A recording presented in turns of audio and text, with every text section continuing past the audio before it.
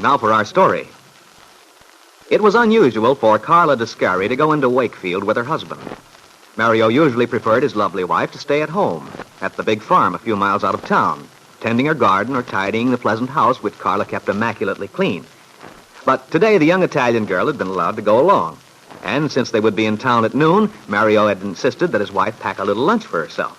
He didn't want her to go into a restaurant. He didn't want her to be noticed and admired by other men. Only he, said Mario, had the right to enjoy her beauty. And because she loved Mario and wanted more than anything else to please him, Carla gladly agreed. But now Carla is sitting on a bench in the square. She has finished her lunch and is scattering crumbs to the doves and pigeons which hop about her feet. Well, come along. Come along. Here, Gray Wing. This is for you. Oh, now, don't be greedy. Let the little ones have a bit. Oh, wait. What's the matter? Oh, hello there, Carla. Oh, hello, Aunt Mary. I'm just talking to my old friends. Oh, I'm sorry. I'm afraid I frightened them all away. Oh, they'll come back, though. You know, it's been a long time since I came into town, but I do believe the birds remember me. I don't wonder, if you always give them such a feast. How have you been, Carla? It's been a long time since I've seen you, too. Yes, it has, Aunt Mary. Too long. In fact, I don't believe I've seen you since Mario came back from the army. That's right. Goodness, that's almost 4 months. Yes, it is. I don't know where the time goes. And then Mario usually does his shopping, so I stay home. But today I'm going to buy some material to make new curtains for the living room. And Mario couldn't choose that for me. I should say not. Although he can do just about anything else, I guess. I read about him in the paper, about his getting all those medals. You must be proud of him. I am. Mario's very brave. He's afraid of nothing. It's so wonderful having him home again. It must be, my dear. I remember how lonely you were while he was away. It was awful. And then the farm got run down. But now you should see it. With the money Mr. Meade got for it, the loan, you wouldn't recognize the place, Aunt Mary. Well, I must come over and see what you've done. Bill's told us a little.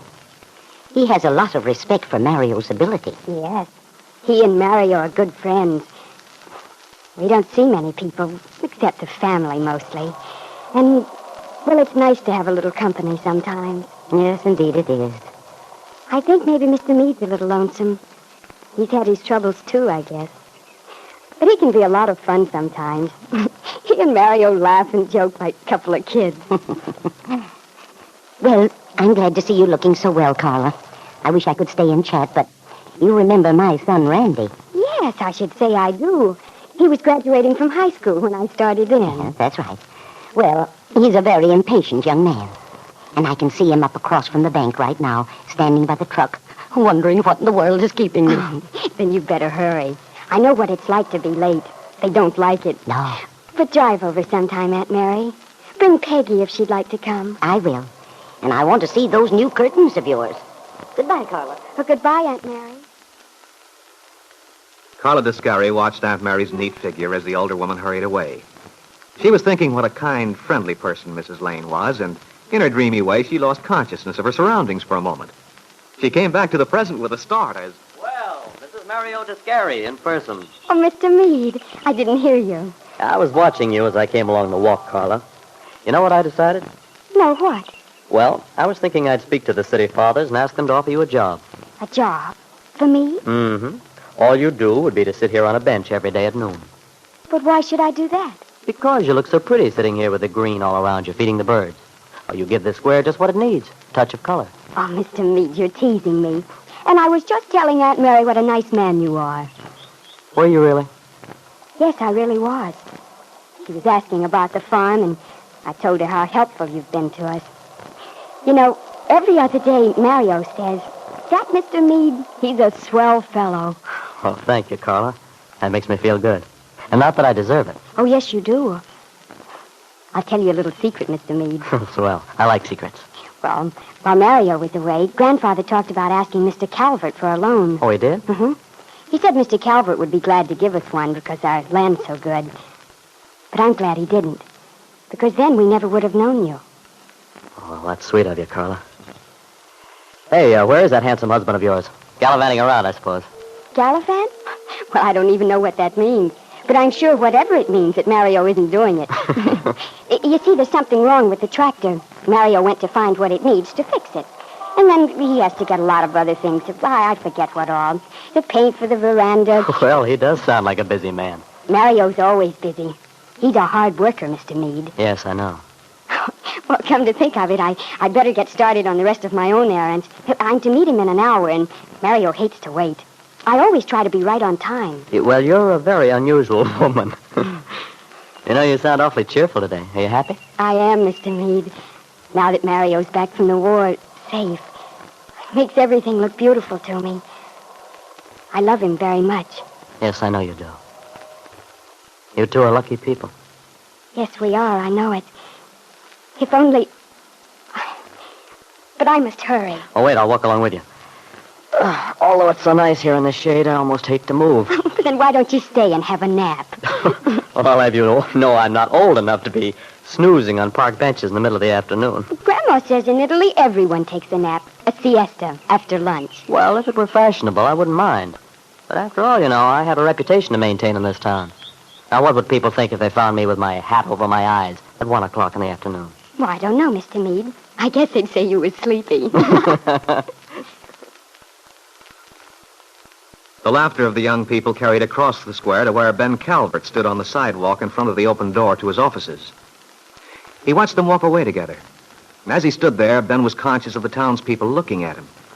He imagined their contemptuous thoughts, their sneers. He felt an upsurge of impotent fury. But he forced it back and smiled genially as he saw a dark-haired young man approaching him. It was Carla's husband, Mario Descari. Hello, Mario. Hello, Mr. Calvert. How have you been, Mario? I heard you were back, but I haven't seen you around much. Well, Mr. Calvert, I've only been home a couple of months. I don't get into town much. Too busy. Well, it's good to be busy. I'm a pretty busy man myself. Yeah, I know. I've been wondering what you plan to do with that south field of yours. That's fine land, Mario. Fine land. Sure it is. Well, I haven't made up my mind, Mr. Calvert. I may put in barley. What makes you ask? You might call it just plain curiosity, Mario. I'm really a farmer at heart. And I've always thought that place of yours was just about the finest around here. It's the best. You know, all the time I was away in France and Belgium and Germany, I kept thinking, this land isn't as good as mine. I'd pick up a clod of earth, crumble it. Didn't feel right. Not like the earth at home. That's right, Mario. No place like home, you know. Yeah. Well, so long, Mr. Calvert. What's your hurry, Mario? I'm meeting my wife in the square. She'll be waiting. Well, I saw Carl a little while ago. She's not waiting around for you. She went off with another man. What are you saying? Oh, Mario, take it easy. It was just a joke. I don't like that kind of joke. Did you see Carla with somebody or not? She was talking to Bill Meade. Bill Meade? Yes. Oh, that's different. He's a very good friend of mine, Bill Meade. Mario spoke sincerely, warmly. But Ben Calvert had seen the flash of anger which crossed his face a moment before at the mention of his wife's name in connection with another man. Any man, even if it happened to be his good friend Bill Meade. And seeing the somber, threatening look which completely transformed the handsome young man's face, Ben Calvert grew thoughtful. Now for our story. Today, as Ben Calvert stood in front of his office in Wakefield, he was aware of the malicious glances of the townspeople. Knew they were thinking what a fool his daughter Kit had made of him. But Kit was gone now, and Ben was left alone with his fury. Hearing the sound of laughter, Ben had glanced across to the square and seen his daughter's ex-husband strolling with a beautiful young Italian girl, Carla Descari. At the sound of Bill Meade's voice, Ben had been swept with anger, for he had convinced himself by now that the disgrace and ridicule he'd suffered were the young man's doing.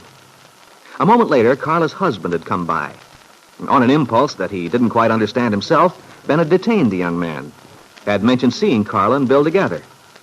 He'd been startled by the dark look which came to Mario's face for an instant. But it had passed almost at once, and Mario had said with apparent sincerity, He's a very good friend of mine, Bill Meade. I dare say. Look, Mario, I've got some cold beer inside. Why don't you come in my office? Oh, thanks, Mr. Calvert, but my wife will be looking for me. Well, where are you meeting her? I told her to be in front of the courthouse at 2. Good enough, then. You can see her from my window when she turns up. Well, I don't know. I better not. Thanks just the same. Oh, come along. Good heavens, man, you don't want to be led by the nose, do you? Keep your wife waiting once in a while. She'll love you all the more for it. Besides, I want to hear about the farm. I understand you put in a lot of improvements. Yeah, that's right. I want to hear all about it. We'll sit by the window. You'll be able to see Carla from there.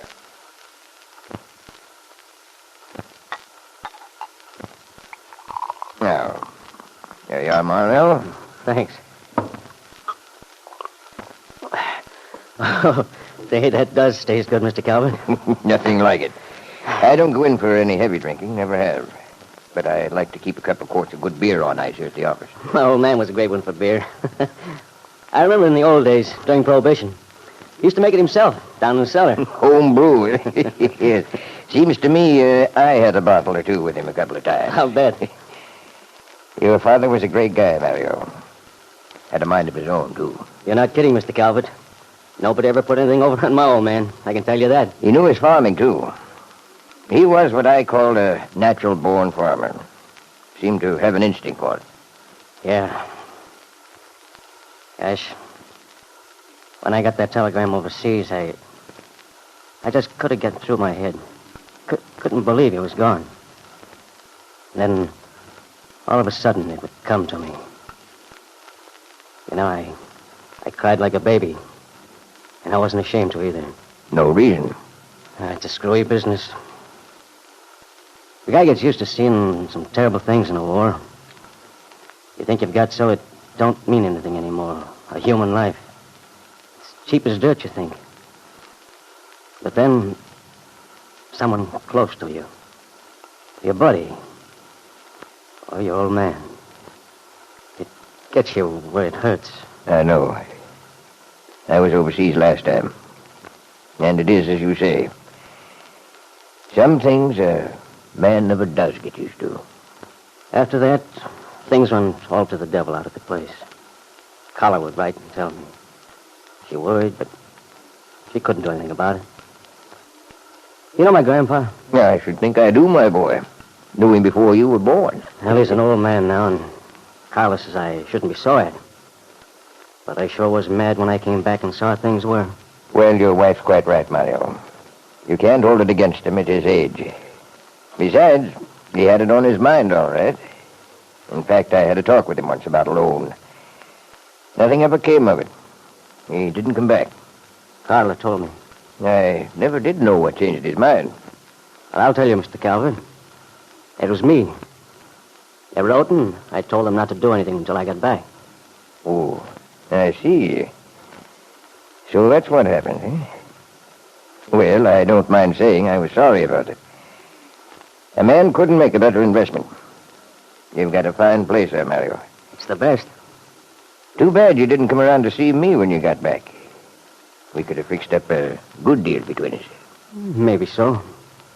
But I'm satisfied the way things are, Mr. Calvert. Bill Meade's fine to do business with. He lets me alone, but if I want to talk things over, he's always got time to see me. Well, if you're satisfied, that's all that matters. Everyone to his own taste, you know. And I will admit Bill's smart about getting people's confidence. If they get disillusioned later, that's another story. Anyway, you're doing all right at present, I gather. Oh, sure. I got nothing to worry about.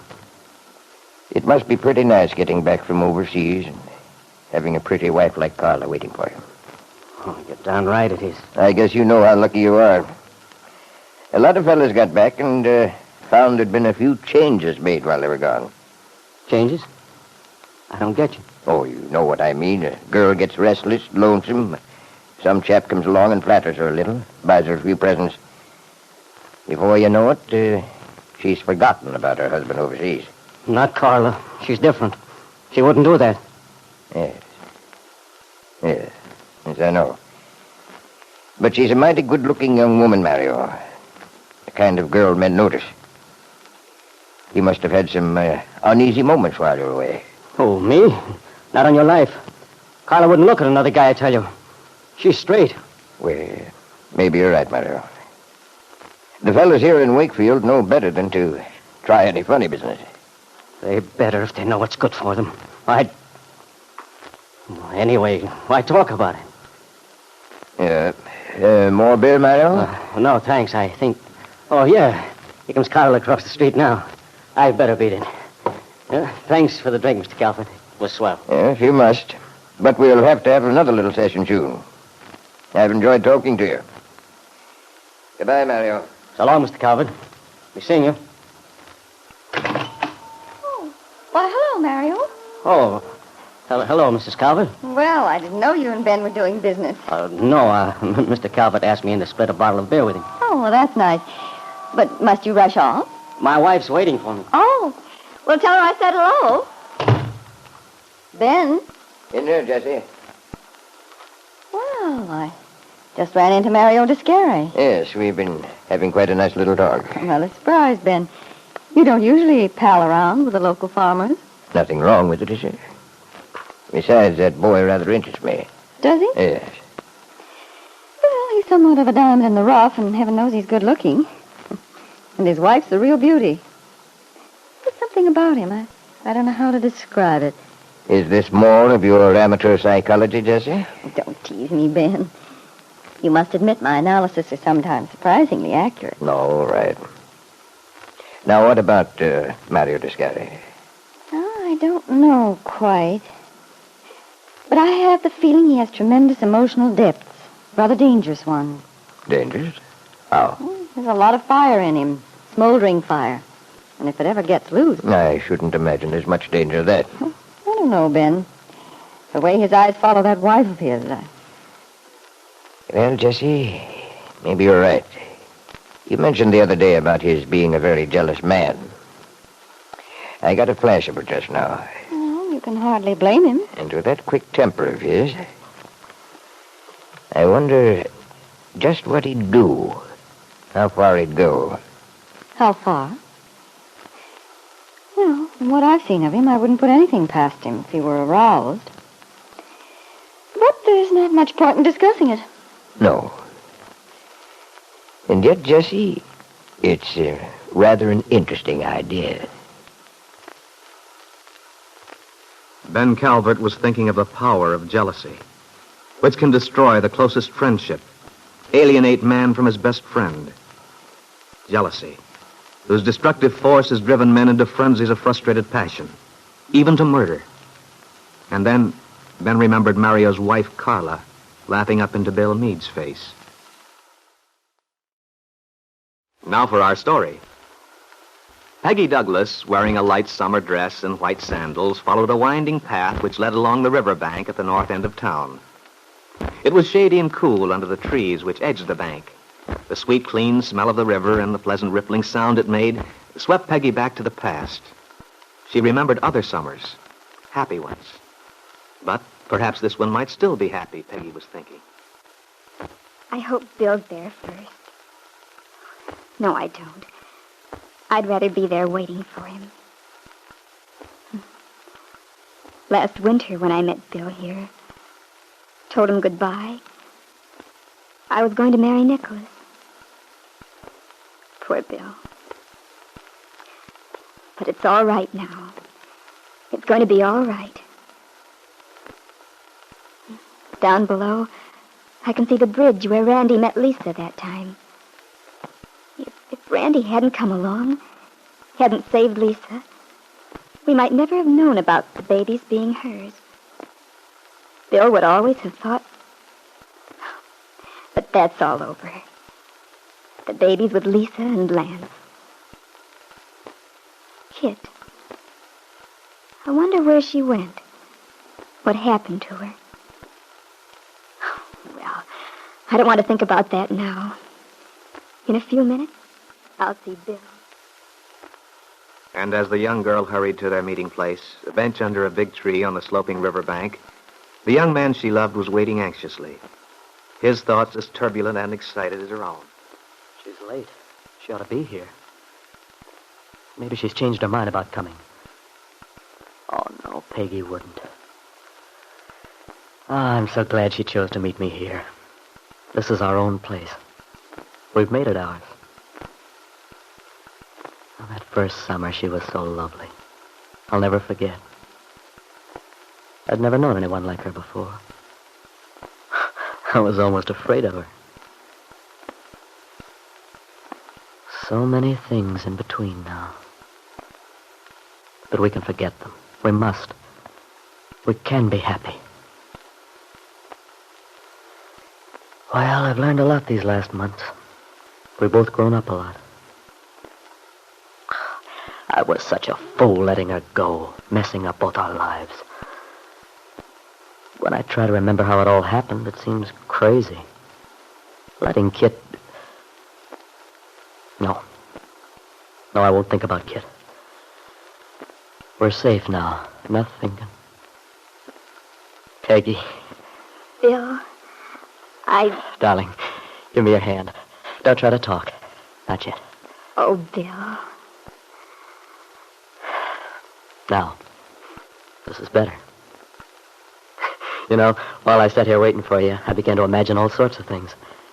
I began to doubt that you'd even turn up. You should have known I would, Bill. Yeah, but... Well, it seemed too good to be true. That I could be here with you without feeling that it was wrong. Feeling guilty. That we could look at each other without needing to hide our feelings. Although I'm afraid I've never been very good at that. Gosh, I felt sometimes you must surely know what I was thinking. I guess I did, Bill. But you see, I felt the same way. We've been lucky. Lots of people never get a second chance. Yeah, that's right. Oh, but let's not think of this as a second chance, Peggy, dear. Let's forget all the past. Pretend we're back at the beginning again with the whole future ahead of us. I'd like to do that, Bill. And yet, it may not be possible. Perhaps it's foolish of me, but I feel uneasy. Uneasy? But why? Well, about Kit. The way she disappeared. I keep wondering where she is, what's happened to her. I try not to think about it, but... Yeah, I know, I do too. But it is foolish. That's all over now. Wherever she is, it shouldn't matter to us. Oh, I'm not being callous, darling, but we've wasted so much time. Now that I know what she did. Yes, the baby. Letting you believe it was yours and... But you're right, Bill. Let's not talk about it. I hoped you'd say that. The river's the same anyway. And so are we. No, that's not quite true. I love you more. That first summer we were together, I would have said that was impossible. But I loved you as much as it's possible to love anyone. But now I found out I was wrong. Strange, Bill. When you say you love me, it sounds right and good. It makes me terribly happy. But with Nicholas, it was different.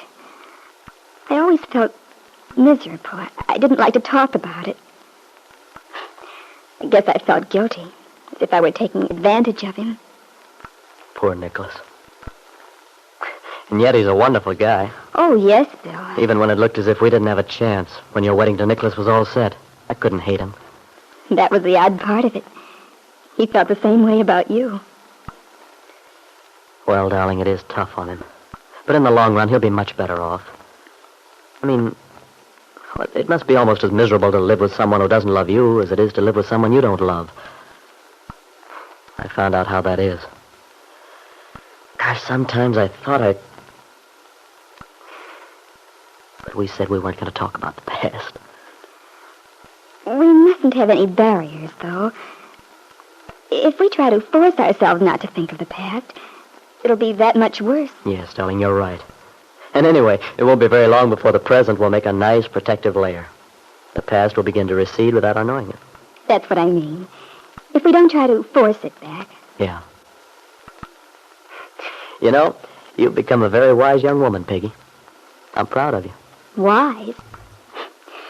Sometimes I think I'm pretty much of a dope, Bill. I only learn what's right by doing things wrong to begin with. Well, darling, I certainly haven't distinguished myself from my good judgment. But you had a much worse problem than I had. You weren't just responsible for yourself. You tried to do what was best. Yeah, but I certainly managed to muddle things up. Oh, darn it, I wish I could stop thinking about it. Here we are, after all the grief we've both been through, and instead of making love to you, which is what I want to do, I keep wasting valuable time by talking about the past. Oh, don't worry about it. It might be romantic if we rushed into each other's arms and went on as if nothing had ever gone wrong. But I guess that's not the way things happen in real life, Bill. I wonder if I'll ever get used to you, really. You know, when you came towards me a little while ago, it was just as if I'd seen you for the first time, sweetheart. You look so lovely. I wanted to. Randy teased me while I was getting ready. He said he never saw anyone take so long. But you see, I got to daydreaming. Was I in those daydreams of yours? Oh, yes. Good. Was anyone else? No. And, where were we in your dreams, sweetheart? We were right here, Bill. Where we are now. Oh, Peggy. Peggy. Bill. Darling. Did you dream that I kissed you? Yes, Bill.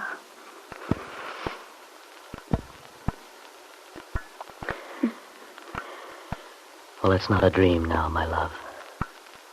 From now on, our kisses will be real ones. As the two young people embraced, the thing they both longed for but feared could not be happened. They forgot the past completely, erased it in the joy of finding themselves together in a way which no words, no amount of talking could bring about. They belonged to each other, and they knew it in their hearts.